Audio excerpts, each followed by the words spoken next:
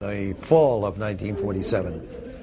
I was, at that time, writing and producing the very first television series on film for a national network and a national sponsor. It went on the air the following year, 1948, and in 1949 it won the first Emmy ever awarded. I mention that because it makes me part of the history of television, which I enjoy being. Anyway, I met Marilyn because one of my film editors on the film series was going out with Marilyn. They were boyfriend and girlfriend briefly.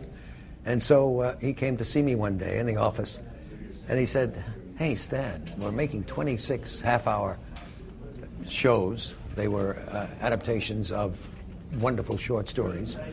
He said, "I'm going with this actress who's beautiful, and she's talented, and she's very sweet, and she needs a job. Couldn't we find something in the 26 that we're going to do for her?" I said, "Well, what's her name?" He said, "Her name is Marilyn Monroe." Unknown, by the way, very little known at the time.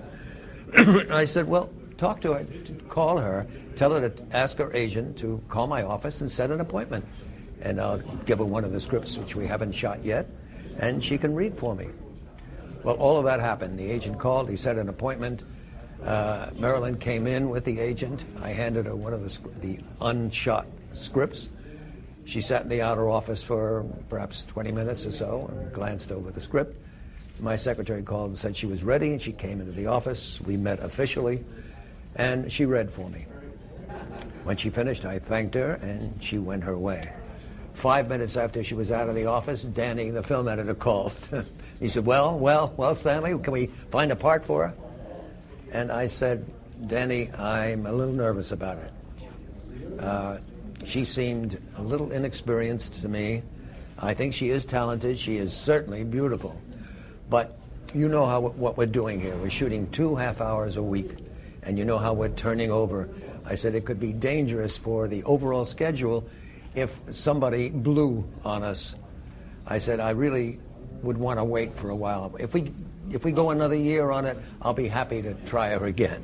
Well, Danny was very disappointed, but that was the end of it then. Now, that was late 1947. Approximately 3 years later, I was developing a story called River of No Return. And I had a first draft screenplay by that time, and Bob Mitchum agreed to do it. While we were developing that screenplay, I'd been watching this rising young actress by the name of Marilyn Monroe, whom I had turned down for a television bit. Watching her grow, watching her developing, and becoming more and more imbued with enthusiasm and admiration for her looks and her growing talent. And so we designed the role of the saloon girl, was opposite Mitchum in the picture, for around our whole concept of Marilyn. And so I was determined that the girl I had turned down for a TV bit, I wanted now to play Kay Weston, the girl opposite Mitchum, in River of No Return, which was a major CinemaScope picture at Fox.